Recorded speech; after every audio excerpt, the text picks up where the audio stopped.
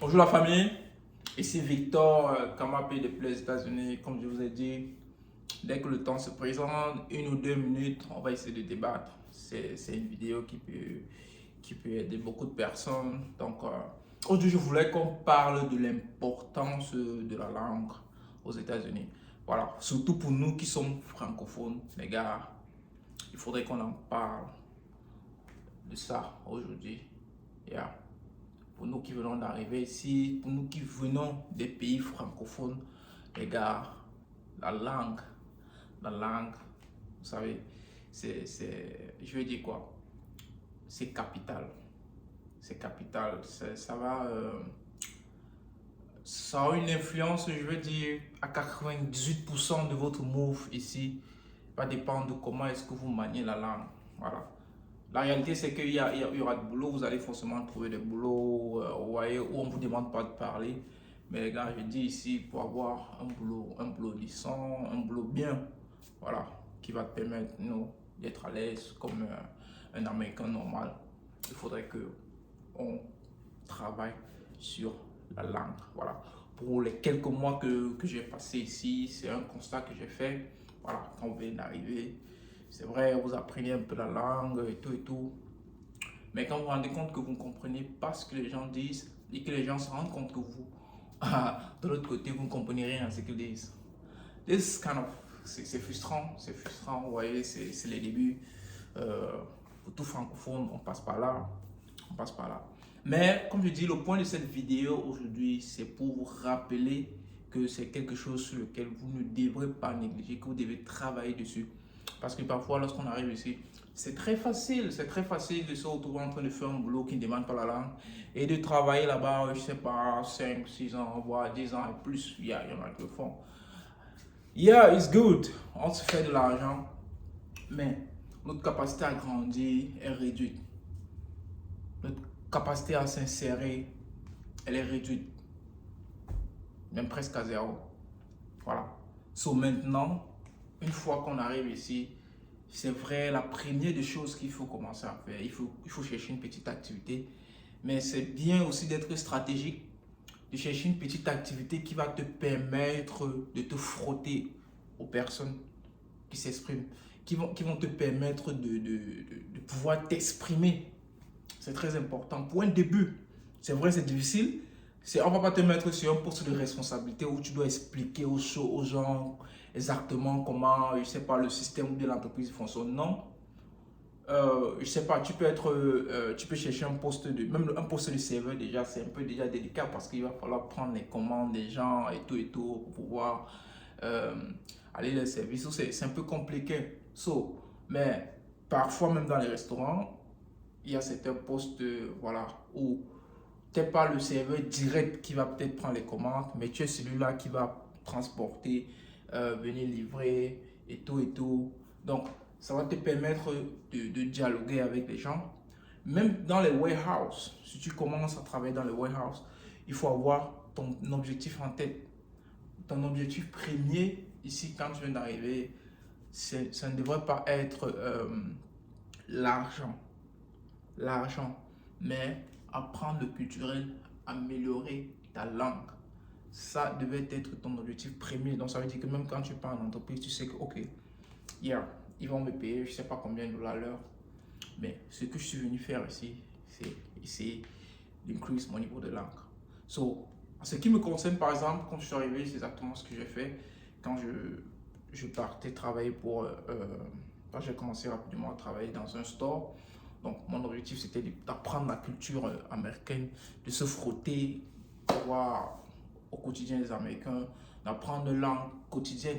Et ça, c'est pas quelque chose de facile parce que c'est frustrant. À la limite, il y a certaines personnes qui vont se fâcher parce qu'ils te parlent et toi, tu ne comprends pas. Mais nous devons passer par là parce que maintenant, vous devez avoir, comment je vais dire, cette mentalité de vouloir apprendre. Ça doit brûler en vous.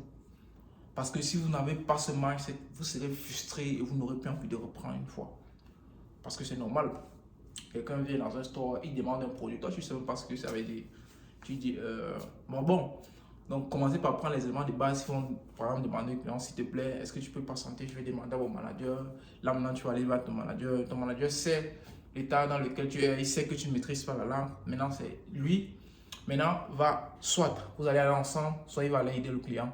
Maintenant, la partie très importante pour toi, c'est d'apprendre de ce petit instant-là qui vient de se passer. Qu'est-ce que le client a demandé? Ok, qu'est-ce que le client a demandé? Comment est-ce que ça s'écrit? Et là, tu apprends quelque chose. Parce que ce que tu viens d'apprendre là, tu ne vas plus jamais l'apprendre. C'est comme ça que tu agrandis ton vocabulaire. C'est comme ça que tu apprends de nouvelles choses, même sur la culture américaine. Donc, on doit devoir se frotter à ça. Je vous dis bien, c'est frustrant pour un début. C'est vraiment frustrant parce que, vous savez, il y a parfois, j'ai eu des cas comme ça où un Américain vient, il demande un produit. Et moi, je lui dis, gars, le produit là, c'est quoi? Le gars, il dit, mais mon frère, toi, tu fais comment pour ne pas connaître ce que j'ai envie de demander? Ou un peu. Donc, pourtant, c'est un produit vulgaire. Je vais prendre par exemple le cas, c'est un cas, parce que je travaillais dans une boutique où on vendait certains produits médicaux. Donc, le client, un peu comme au pays là, quand tu arrives peut-être chez le pharmacien, tu dis que gars, est-ce que je peux avoir le paracétamol? Tu vois un peu. Donc, quand tu demandes le paracétamol, tout le monde sait ce que c'est que le paracétamol. Tu comprends un peu? On sait que c'est un remède spécifique. Mais sauf que là, si tu remarques bien, on appelle le remède par son nom scientifique. On ne dit pas que je veux le remède qui permet de... Parce que c'est déjà un nom vulgaire. Donc, mon cas ici, c'était un produit pour, je pense, pour l'estomac. Si je me rappelle bien, c'était le Pepto. Bon, pour ceux qui sont ici, ils vont savoir de quoi je parle. C'était le Pepto. Donc, le client arrive là, il me demande, est-ce que je peux avoir le Pepto? Oh, c'est like, man, c'est quoi le Pepto? Le client était dépassé, il me dit que, mais mon frère, c'est quoi? Tu ne connais pas le Pepto? Ah, il dit, gars, est-ce que moi je connais alors? Il a demandé que, gars, s'il te plaît, est-ce que je peux demander au manager? Mais le gars était tellement en colère que bon, il est parti lui-même. Il a un peu essayé de fouiller dans le magasin. Il a pris le produit. Maintenant, il y a certains clients qui sont gentils. Ils vont me dire que, gars, regarde, c'est ça que j'appelle le Pepto. On lui dit, oh! Maintenant, je vais un peu discuter avec mon manager. Il lui dit que voilà, j'ai eu un cas avec. J'ai un cas avec le client s'il voulait telle ou telle chose. Et c'est comme ça que j'apprends le Pepto. So, le prochain client qui arrive, moi je sais déjà ce que c'est. Moi je peux même déjà l'orienter. So, maintenant ça c'est des trucs que vous devez apprendre rapidement. Rapidement, il n'y a pas assez de temps. Donc ça veut dire que c'est vous qui devez faire le premier pas. C'est vous qui devez vous frotter à ça. Travaillez avec le plus de clients possible. Essayez de vous frotter à ça tout le temps. Essayez de parler. Voilà, ça c'est la première des choses.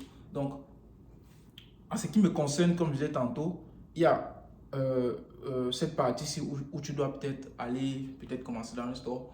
En même temps, créer un environnement d'anglais autour de toi. C'est très important. Quand je parle d'environnement d'anglais, ton téléphone même que tu utilises, franchement, ça doit être en anglais. 100%. Les films que tu regardes à la maison, je veux dire, ça va être difficile pour le départ parce que je sais ce que c'est, surtout si ton niveau à langue est vraiment bas.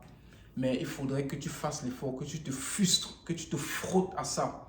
Donc tu vas devoir mettre les films américains en anglais. Ce qui est bien, c'est qu'avec Netflix et beaucoup d'autres plateformes de streaming, il y a le sous-titrage que tu peux activer. Donc ça veut dire qu'en parlant en même temps, on écrit en dessous. Ça te permet aussi de t'intégrer, d'essayer de comprendre rapidement, surtout pour les nouveaux mots que tu ne connais pas. Parce que la facilité avec laquelle tu parles, ça dépend de ton vocabulaire. Donc, c'est ton vocabulaire, la base de données de ton vocabulaire, j'allais dire. C'est ça qui définit la rapidité avec laquelle tu parles, la rapidité avec laquelle tu changes de synonyme. S'il n'y a rien dans ton vocabulaire, tu ne vas pas dire grand-chose. En fait, tu vas répéter les choses tout le temps. Et c'est comme ça qu'on va se rendre compte que dans ce gars, il a parfois certains soucis à dire X ou Y.